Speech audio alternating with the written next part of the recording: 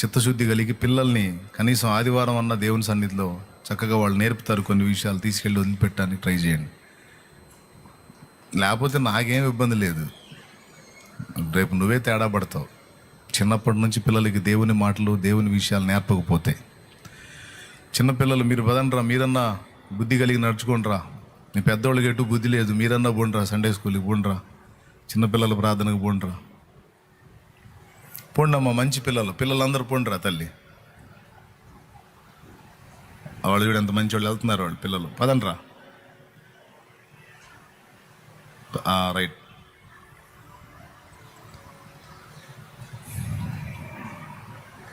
ప్రశాంతంగా ఇంకా మిగిలిన వాళ్ళందరూ వాళ్ళు పదండి. రైట్, పదండి. Good, very good.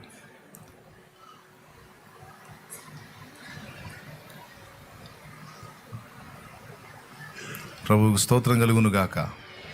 హల్లెలూయా. పక్కన ఒక హాల్ ఉంది పెద్దది, ఆ హాల్లో జరుగుతుంది. దేవుని వాక్య ధ్యానంలోకి వెళదామా? ఇక మొదటి ఆరాధనలో దేవుల్లో ఉన్నటువంటి ఒక శ్రేష్టమైనటువంటి విషయాన్ని గురించి ధ్యానించుకున్నాం. ఇప్పుడు మరొక సంగతిని గురించి ముచ్చటిద్దాం దేవుని నామంలో. హల్లెలూయా.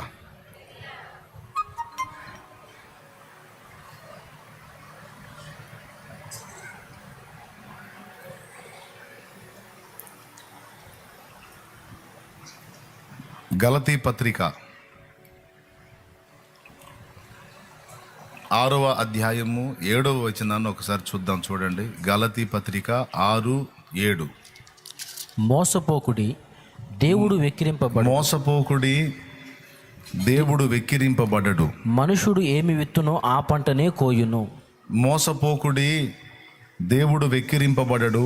మనుషుడు ఏమి విత్తునో ఆ పంటనే కోయును. చిన్న మాట ప్రార్థన చేసుకుని దేవుని నడిపింపును కోరుకుందాం.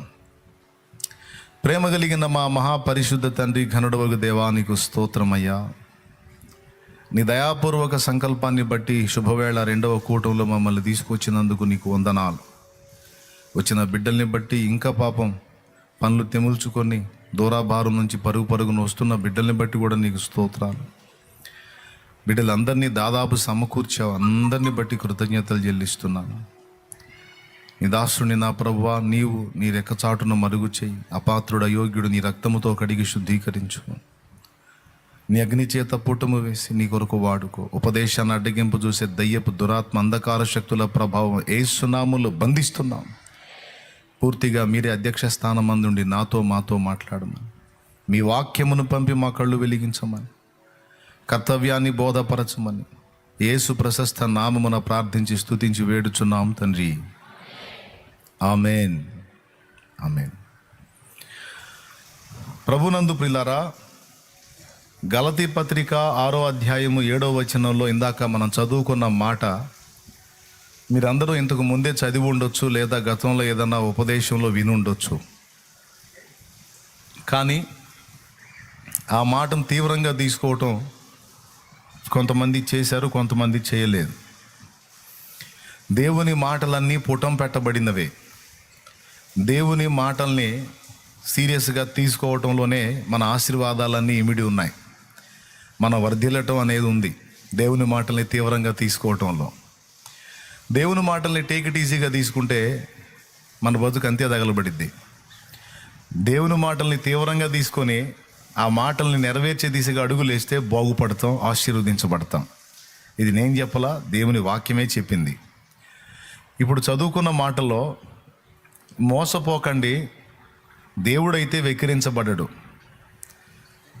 అంటే కొంతమంది చేష్టలు ఎలా ఉంటాయంటే సృష్టికర్తను వెక్కిరించినట్టుగా. With more than 13 crore members across India, I hire the right candidates faster with LinkedIn. linkedin.com/hire faster. సృష్టికర్తను ఎగతాళి చేసినట్టుగా కొంతమంది ప్రవర్తన, కొంతమంది వ్యవహార శైలి ఉంటుంది.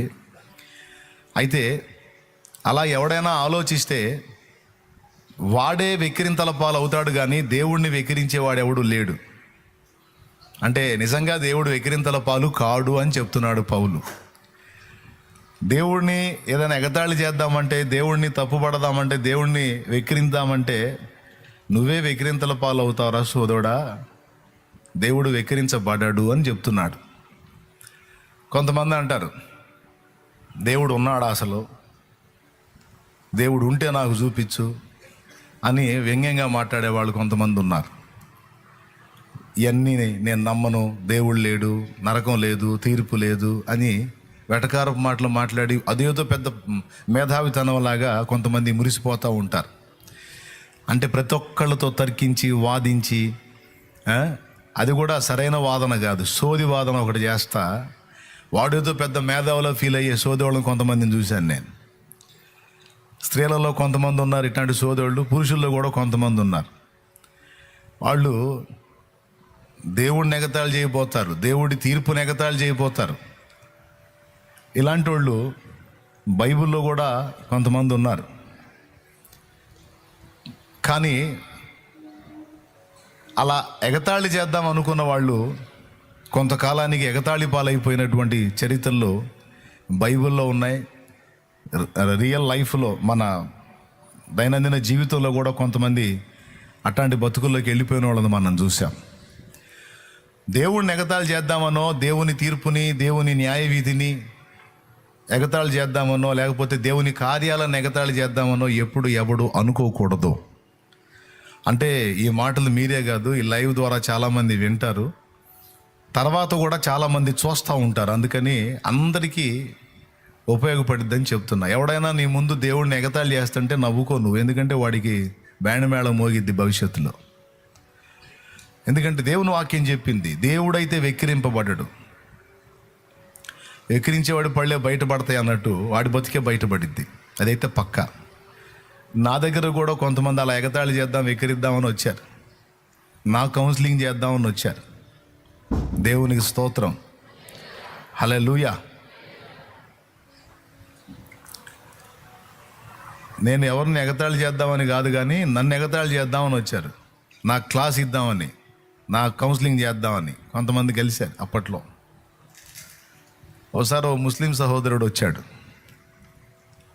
వచ్చి మీ వాళ్ళు చాలామంది మా ఇస్లాంలోకి వస్తున్నారు అన్నాడు. అంటే ఓహో అన్నాను నేను. ఓహో ఏంది, నిజంగా వస్తున్నారు, మొన్న కూడా ఒక అతను కలిశాడు మా దానిలో అన్నాడు. ఎందుకు కలిసి ఉంటాడు అన్నాను. ఎందుకైంది, మాది బాగుంటుంది కాబట్టి కలిశాడు అన్నాడు. నేను అన్నాను, సరే నేనేం ఎగతాళి చేయను, ఉన్న సత్యం నాకున్న డౌట్ అడుగుతా, నువ్వు సమాధానం చెప్పు, అప్పుడు ఆ ధర్మాన్ని గురించి నేను కూడా ఆలోచిస్తానని చెప్పా. అడుగు అన్నాడు. నేను ఒట్టిగా అడిగితే బాగుంటుందిగా, అందుకని తెలుగు ఖురాన్ నా దగ్గర ఉంది, అది తీసుకొచ్చి సురా 56వ సురా అల్ వాకీ అహ్ అనేటువంటి సురా, అది అల్ వాకీ అహ్ ఆ సురా పేరు. అది తీసుకొచ్చి అతని ముందు ఓపెన్ చేసి, అల్లా మార్గంలో చనిపోయినటువంటి భక్తులకి అల్లా స్వర్గంలో ఏమేమి ఇస్తాడో ఈ సురాలో రాసుంది. అందులో ఈ మాటలు ఉన్నాయని అతని చేతే చదివించా. అందులో మొట్టమొదటి మాట ఏంటంటే, అల్లాహు మార్గంలో చనిపోయినటువంటి భక్తులకి స్వర్గంలో మధువు ప్రవహించే చలముల నుండి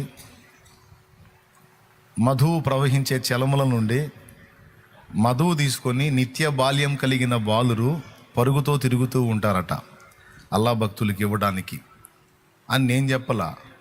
అల్ వాకీ అహ్ పేరు చెప్తున్నా, సురా నంబర్ చెప్తున్నా, 56వ సురా అందులో ఉంది.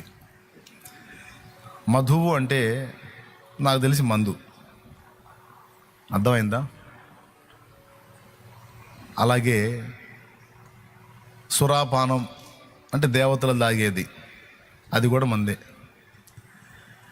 అయితే అది తాగటం వల్ల తల తిరగటం కానీ ఒళ్ళు తిప్పటం కానీ ఉండదు. ఈ రెండు లేనప్పుడు అది మంచినీళ్ళు అయితే కానీ మధువు కాదు నా లెక్క ప్రకారం. సో అక్కడ మధువు ఉంటుంది అన్నారు. నేను అతన్ని చూపించా. అంటే మందు అనుకో, సరే కిక్ ఎక్కని మందు, సరే వదిలే. 2, అక్కడ రకరకాల పండ్లతో పాటు ఆహార పదార్థాలతో పాటు పక్షుల మాంసాన్ని, రకరకాల పక్షుల మాంసాన్ని కూడా ఉంచుతారు అనుంది. నేను చెప్పిన సూరాలో పక్కా ఉంటుంది, చూసుకోవచ్చు. ఉంచుతారు అనుంది. మరి పక్షులు మాంసం కావాలంటే పక్షులు చావాలి, ముందు చావాలి కదా, చస్తేనేగా మాంసం అయ్యేది. మరి చావు లేనిది స్వర్గం అంటే అది పక్షులు కానీ మనుషులు కానీ దేనికి కూడా మరణం ఉండకూడదు. మరణం అనేది ఉందంటే అది నరలోకం అయ్యేది కానీ పరలోకం కాదు, అది భూలోకం అయ్యేది కానీ స్వర్గం కాదు. మరణం అనేది ఉంటే ఏ జీవికి మరణం ఉండనిదే స్వర్గం అంటే. మరి పక్షుల మాంసం ఉంచాలంటే పక్షులు చావాలిగా. అంటే ఖురాన్లో చెప్పిన స్వర్గంలో చావులు ఉన్నాయా? ఫస్ట్ మద్యం, 2 పక్షుల మాంసం, అంటే పక్షులు చేస్తాయి అన్నమాట. 2 సరే, ఈ 2 పక్కన పెడితే 3వది అంటే నేను ఇవి తీసుకునేవాడిని కాదు కానీ కొంచెం ఎటకారం చేశాడు, అందుకని కొంచెం నేను అవి చూపించాల్సి వచ్చింది. అంటే నన్ను తిక్కలోళ్ళ లెక్కలో వేసాడు, కొంచెం నన్ను ఎటకారం చేద్దాం అనుకున్నాడు.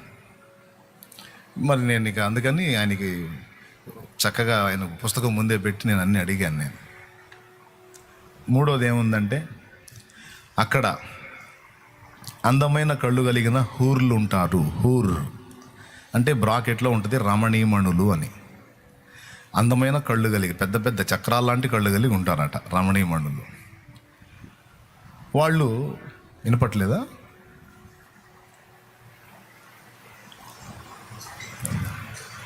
నేను చెప్పిన సురాలో చెప్పిన ప్రకారం పక్కా ఉంటుంది, లేకపోతే రావచ్చు నా దగ్గరికి, నేను చూపిస్తాను. నా దగ్గర తెలుగు ఖురాన్ ఉంది.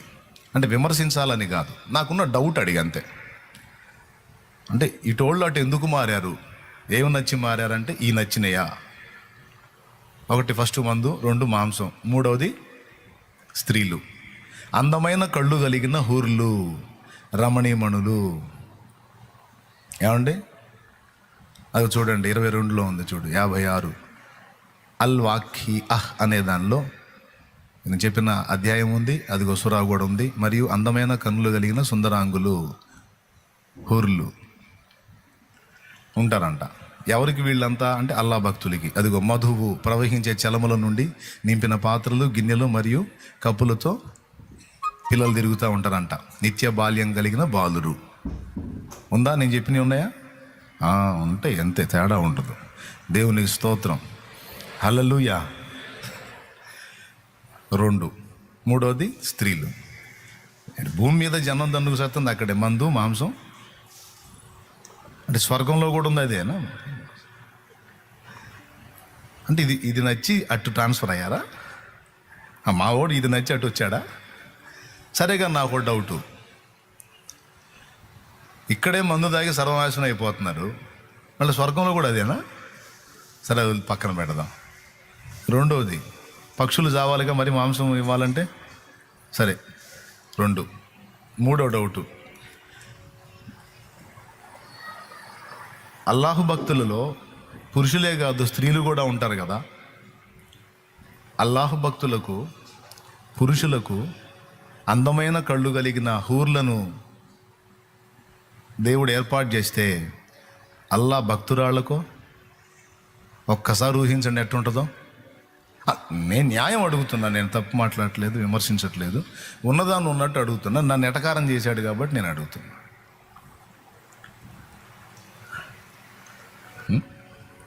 మరి భక్తురాళ్ళ సంగతి ఏంది?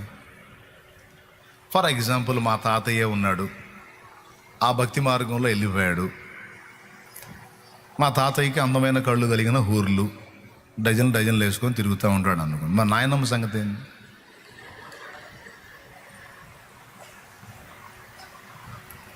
వంద విషయాలు అవసరంలా, ఒక్క పాయింట్ చాలు.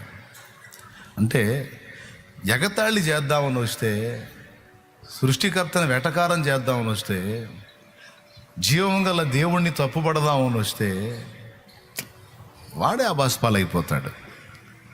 తెలివి ఎవడి సొమ్ము కాదు, ఎవడి సొంత సొత్తు కాదు. జ్ఞానం అందరికీ దేవుడిచ్చాడు, ఎవరికి ఉండే వాళ్ళకు ఉంటాయి. దేవునికి స్తోత్రం కలుగును గాక.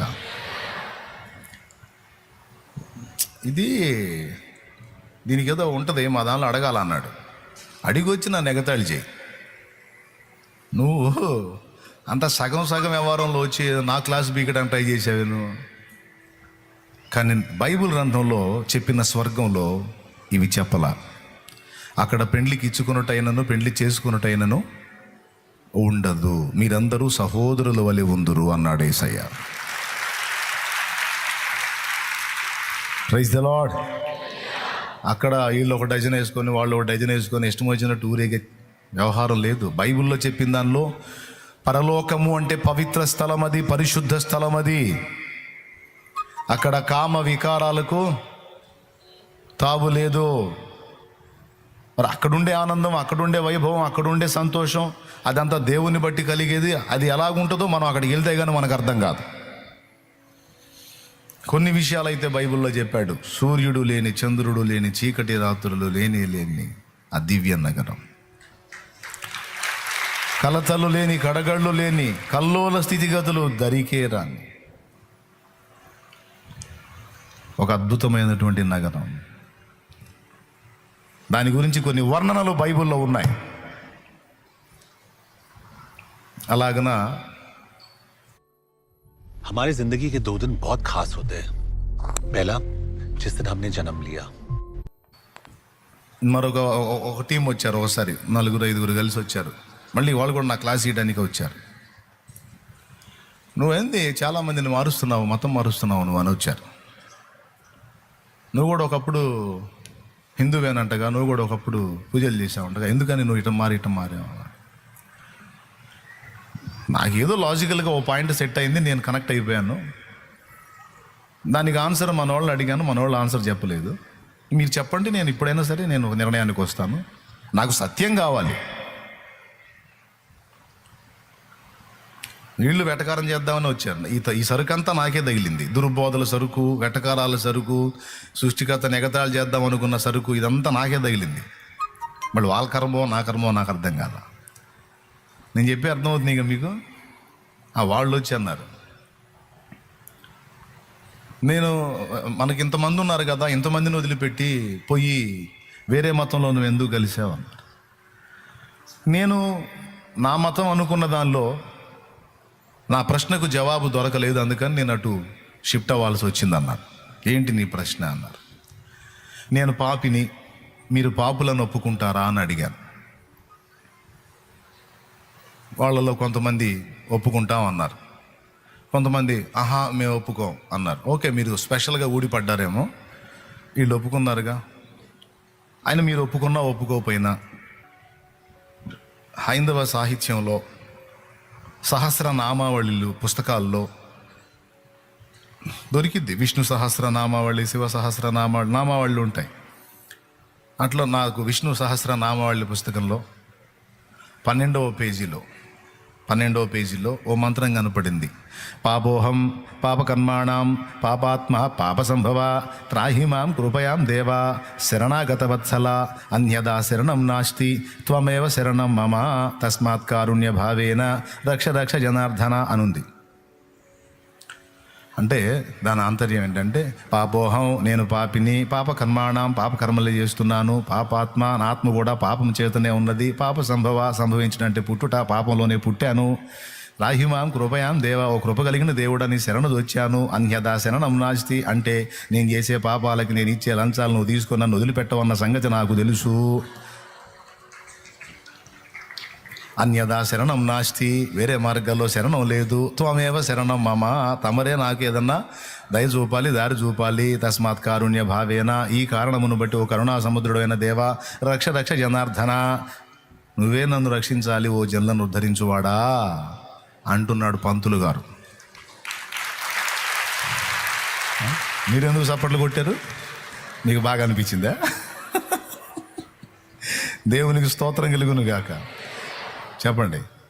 కాబట్టి మీరు పాపులు అని ఒప్పుకున్నా ఒప్పుకోకపోయినా పొద్దున్న నుంచి సాయంత్రం దాకా పూజలో నిమగ్నమయ్యే ఓ బ్రాహ్మణుడు ఏమన్నా మాట్లాడుతున్నాడంటే నేను పాపిని, పాపకర్మాలు చేస్తున్నాను, నా ఆత్మ కూడా పాపం చేతనే ఉన్నది, అసలు నేను పుట్టడమే పాపంలో పుట్టానని ఒప్పుకుంటున్నాడు.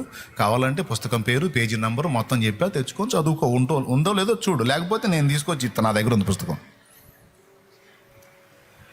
కాబట్టి ఇప్పుడు నేను పాపిని, మీరు పాపులు.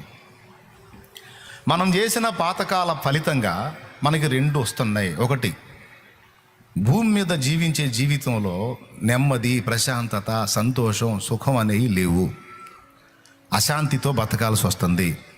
ఏది? పాపాలను బట్టి. సరే, ఈ బతికే ఏదో 70-80 ఏళ్ళు బతుకుతాం, తర్వాత సత్తం పేడ పోయింది అనుకుందామా? సత్యాక పాపాదవశ్యం నరకం ప్రయాతి అని ఉంది. పాపాదవశ్యం మరణం ప్రయాతి, పాపాదవశ్యం నరకం ప్రయాతి అని. పాపానికి మళ్ళీ నరక ప్రాప్తి అనేది ఒకటి ఉంది అని మళ్ళీ మాట్లాడుతారు. అరే, బతుకులోనే వేదన అనుకుంటే చచ్చిన తర్వాత కూడా ఆత్మ నరకానికి పోయిద్ది అనే సత్యం మీరే రాశారు. అన్ని గ్రంథాలు, బైబిల్ చెప్పింది, హైందవ సాహిత్యం గరుడ పురాణం చెప్పింది, ముస్లిం ఖురాన్ గ్రంథం కూడా చెప్పింది నరకం ఉందని. కాబట్టి ఇప్పుడు నేను నరకంలోకి పోకుండా దేవుడిచ్చే ఆ మోక్షరాజ్యంలోనికి చేరాలంటే పాపిగా అయితే నాకు ప్రవేశం లేదు. నా పాపాల నుండి నేను బయటపడాలి. నా పాపం విషయమై విమోచన పొందితే కానీ నేను అక్కడికి చేరలేను. కాబట్టి నేను నా పాపముల నుండి బయటపడే ఒక న్యాయమైన మార్గం మీరు చెప్పండి, దాన్ని బట్టి నేను ఆలోచిస్తాను అన్నాను. నన్ను ఎగతాళి చేయాలని వచ్చిన, నన్ను వెటకారం చేయాలని వచ్చినటువంటి వాళ్ళకి అడిగాను. దాందేముంది, పాపాలు పోవటానికి ఎన్ని మార్గాలు లేవు అని వాళ్ళు ఏదో చెప్పారు. చాలా ఆకు పూజ, బిల్వార్చన, తైలాభిషేకం, నెయ్యాభిషేకం, పాలాభిషేకం, పుష్పాభిషేకం, కోటి దీపార్చన, సహస్రార్చన, కుంకుమార్చన, కుంభాభిషేకం, పుష్కర స్నానం, పుణ్యనది స్నానం, గోదానం, భూదానం, అన్నదానం, వస్త్రదానం, జపం, తపం, వ్రతం, మండల దీక్ష, మాలధారణ, కొబ్బరి టెంకాయలు, నిలువుదొబ్బిడి, అగరబత్తీలు, తాళీలాలు, మంగళహారతులు, చాలా ఉన్నాయి. మన పాపాలను బట్టి ఆ పాపాల నుంచి బయటపడడానికి బోల్డని మార్గాలు ఉన్నాయి. అట్లో ఆ విధంగా చేసి మన పాపాలు పోగొట్టుకోవచ్చు కదా అన్నాను. నేను ముందే చెప్పాను మీకు, మీరు ఆలోచించి నాకు ఆన్సర్ చేయండి. ఏదో మీరేదో నలుగురికి చెప్పినట్టు నాకు చెప్పొద్దు. ఇక్కడ తర్కం ఉండాలి, లాజిక్ ఉండాలి. నేను చేసిన పాతకాలకు నేను ఇచ్చేటువంటి కమిషన్లు దేవుడు తీసుకుంటాడా? ఇప్పుడు మీరు చెప్పిన కమిషన్లేగా ప్రతిఫలాలు. ఆ పాపాన్ని పోగొట్టుకోవడానికి, స్వామి ఇదిగో ఇది నీకు ఇది ఇస్తానా, ఇది తీసుకొని నన్ను కవర్ చేయి, నన్ను వదిలేసాయి. ఇప్పుడు నేను 10 మందిని ముంచా, 10 మంది జీవితాలను నాశనం చేశా. నా వల్ల 10 మంది జీవితాలు నాశనం అయినాయి. నేను పోయి దేవునికి ఇందాక మీరు చెప్పినవి కొన్ని చేశా. అవి చేశానని దేవుడు నన్ను వదిలేశాడు అనుకోండి. మరి నా వల్ల అన్యాయం అయిపోయిన 10 కుటుంబాలకు దేవుడు ఏం సమాధానం చెప్తాడు? మీరు నాశనం అయిపోతే పొండ్రా, వాడు మిమ్మల్ని నాశనం చేసినా నాకు ఇది చేశాడు కాబట్టి నేను వాడిని ఆమోదిస్తాను కానీ మిమ్మల్ని పట్టించుకోను అంటాడా? అసలు అది న్యాయమేనా? అతడు దేవుడు అవుతాడా? తప్పు చేసిన వాడిని శిక్షించడం న్యాయమా, లంచం తీసుకుని వదిలేయటం న్యాయమా? శిక్షించడమే న్యాయం. మరి మీరు లంచాలు వేసి చెప్తున్నారు, అది కుదరదు. న్యాయంగా చెప్పండి నాకు సమాధానం. న్యాయంగా అంటే మరి మీ దానిలో ఏముంది అన్నాడు. అట్లా అడుగు, బాగుంది. ఇప్పుడు నువ్వు నమ్మిన దానిలో ఏముంది అన్నాడు. ఇంకా వాళ్ళు ఏం చెప్పినా అదే చెప్తారు. ఇంకొక మార్గం లేదు. ఎందుకంటే నేను తెలుసుకుంది కాదు, నేను ఎరగంది కాదు. అది నేను పుట్టింది అందులో, పెరిగింది అందులో, నిన్న మొన్నటిదాకా పొల్లాడింది అందులో, ఈ మధ్య వచ్చా. నాకు తెలియని కొత్త కథ ఏం చెప్తారు? చిన్ననాటి నుంచి వెతికిందే, చదివిందేగా. నాకున్న స్టడీ 10th లోపే అయినా తెలుగు సబ్జెక్ట్ అంటే మహా పిచ్చి నాకు. సాంస్క్రిట్ ఒకటి, తెలుగు ఒకటి మహా పిచ్చి. భాషా విధమైనటువంటి జ్ఞానం నాకు అవసరమైద్దనే ఏమో మహానుభావుడు అంతవరకు మాత్రం బాగా ఎక్కించాడు బుర్రకే. దేవునికి స్తోత్రం కలుగును గాక. హల్లెలూయా. అందుకే ఇవన్నీ చదవడానికి నాకు చాలా ఉపయోగపడింది.